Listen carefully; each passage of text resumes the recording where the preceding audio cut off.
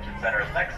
Also home to the ferry boat landing, as well to Coronado Ferry Landing, and to the Hilton Bayfront Hotel.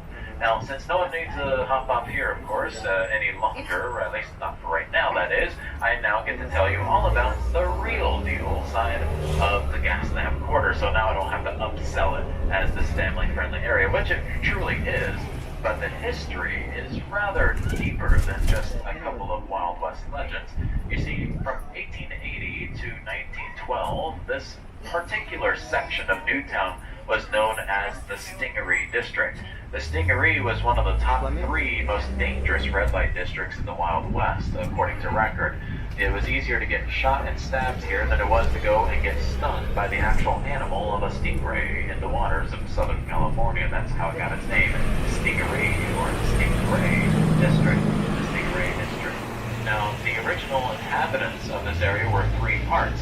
Either the ladies of the night making their money, or you got the young, lonely sailors while on shore leave, and the Wild West cowboys, all mixed together. It's a wonderful array for a wonderful party. Now, when it comes to the Stingaree itself, we had 100 gentlemen's clubs, 62 gambling halls, 71 saloons, and 13 opium dens total. So it was definitely a party for sure. Now, in 1912, the President of the United States forced San Diego to clean up their town, and that's what we had to do and turned it into the Gaslamp Quarter. Reason why? We were holding a World Fair and Exposition in Balboa Park in the next few years, 1915 to be exact. On your right-hand side, we got the Convention Center, home to many, many events throughout the years. The Vegas event, of course, is Comic-Con every July. This July, we had 400,000 people come to San Diego for 3 days in order to go to the convention. On your left-hand side, we got Petco Park, home of the San Diego Padres Major League Baseball team. That's also home to concert venues when they're not using it during the peak season as well. So again, that's Petco Park on the left, big tan building home of the San Diego Padres. So again, the Petco Park is on your left. Behind us is the Convention Center. To our right is Hilton Bayfront. And this is the last chance for the Gaslamp Quarter. Once again, Petco Park is here. 31 hopping off. Going once.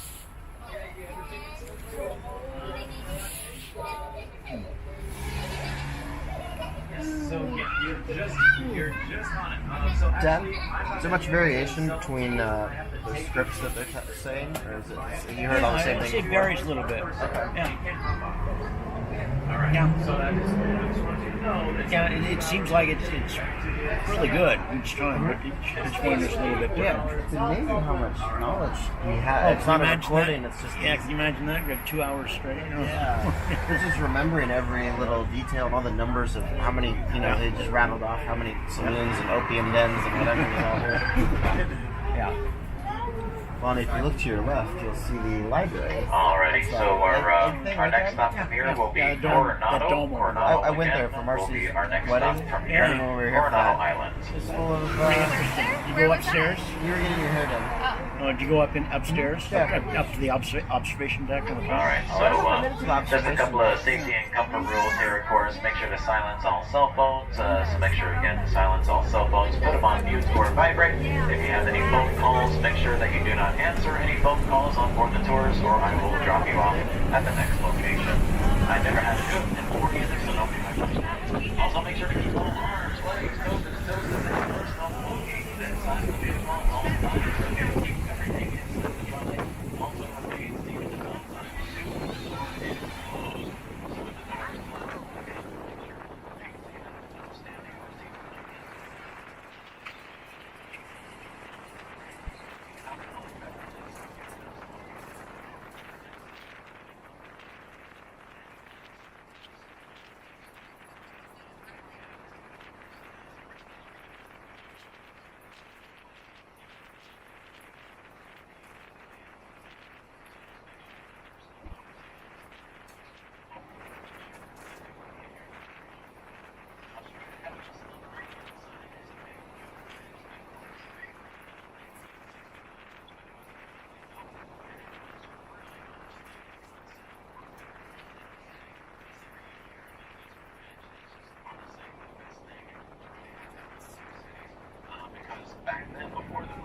you would either have to take the ferry boats, which, yeah, it's fun until you have to get on a schedule, and now you have to make sure you're traveling over, about an hour early, just to make sure that you can get onto a ferry boat, which could be completely filled. And then it took 20 minutes for the boat to go across, come back 20 minutes again, and then you'd have to get onto the boat, and it could take another 20 minutes. So literally, if you miss the boat, it can take up to a half hour to an hour just to get to your destination, which was just right across the bay. Now, if you had a car, you could drive across the Silver Strand. The Silver Strand is a thin little strip of land that connects the two cities, Coronado and San Diego. Now, this ruins the illusion that Coronado is an island. It never has been an island, never will be an island. It is, in fact, a peninsula. And so the reason why they call it an island is simply because the environment kind of feels like an island resort. But it's not. Never has been, never will be. They're just delusional. Now, when it comes to the Coronado Bridge itself, we're going to be 250 feet above the San Diego Harbor. We're going to go at 50 miles an hour, so we do have to keep up the speed. Again, 50 miles an hour, 250 feet above the San Diego Harbor. It's going to be very high up and very, very, very windy, so just keep that in mind.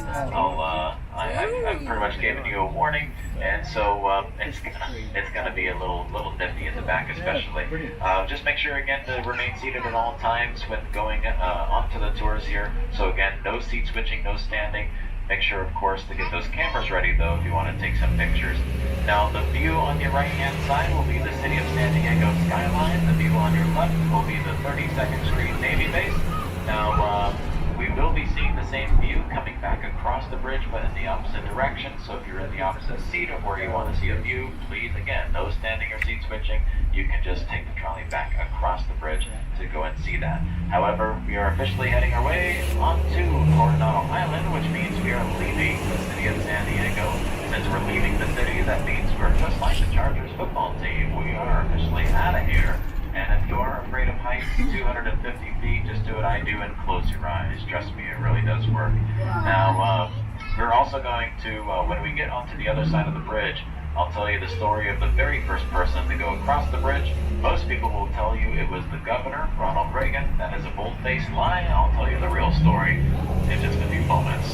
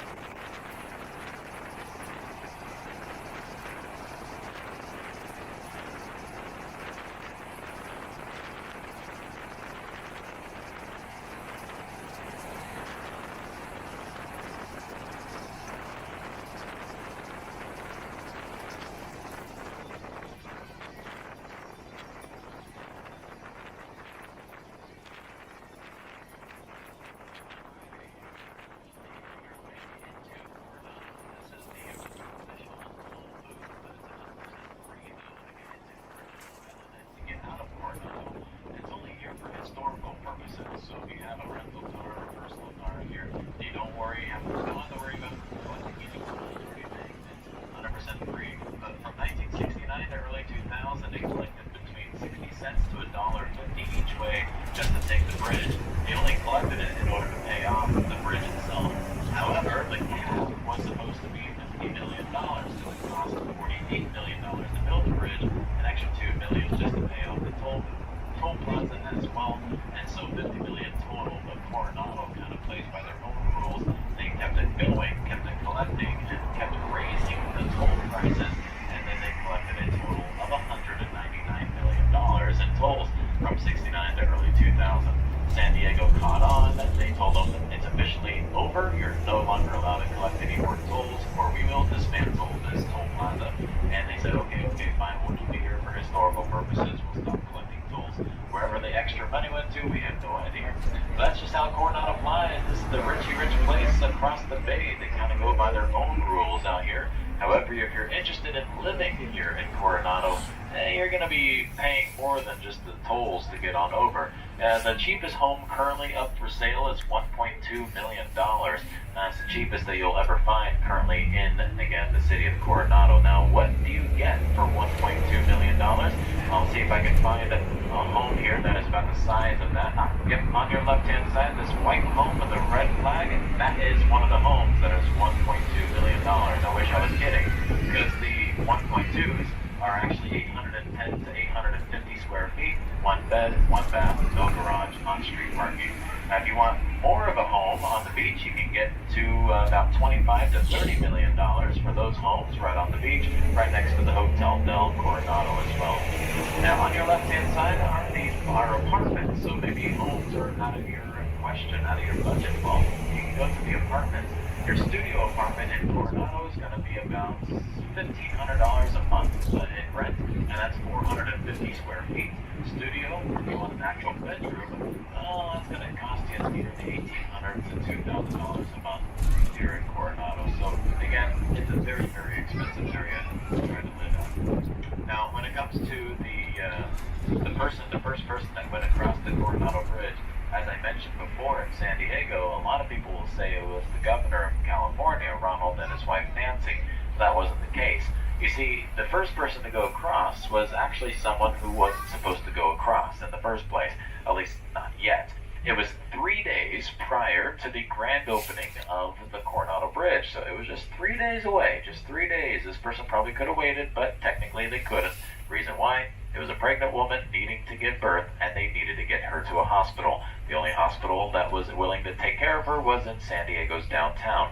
So there's only 2 ways to get there, according to the ambulance. They either can take her onto the ferry boats and hope to God that everything will go smoothly, or they can go ahead and drive her across the Silver Strand Peninsula. Well, either way is going to take too long, and it's very unsafe, so they're going to go ahead and just tear down the ribbons. Now, the bridge was built. It was ready to go. It just had ribbons all over the place for the ceremony. So they tore down the ribbons, drove the woman across the bridge, and she gave birth in the ambulance on the bridge as they were driving to San Diego. Now, that's a legal problem because no one knows which side of the bridge the baby was officially born on, and that is a problem because that's the borderline of the 2 cities. It's literally the bridge itself, and especially at the top of the bridge, there's a sign that says county limits. So is the baby born in Coronado or is it born in San Diego? They had no idea what to put on the birth certificate. So the story goes, the mother decided to flip a coin in the hospital, and heads would be Coronado, tails would be San Diego. It hit the floor, it was heads, baby was born in Coronado, California. 3 days later, here comes Ronald Reagan and his wife Nancy. Now the grand opening ceremony for the Coronado Bridge is officially underway, and there were 3 cars going across the bridge in the ceremony. The first car was holding Miss Coronado beauty pageant winner team, Miss Coronado and her father. The second car was Ronald, Nancy, and of course, one security guy in the back seat. There's a story to that I'll get to in a moment. And the very last car was the mayor of Coronado and the mayor of San Diego. Now, the cars that they chose for the ceremony, by the way, were Model T cars. 1920s Model Ts, pretty darn cool. I'm going to hop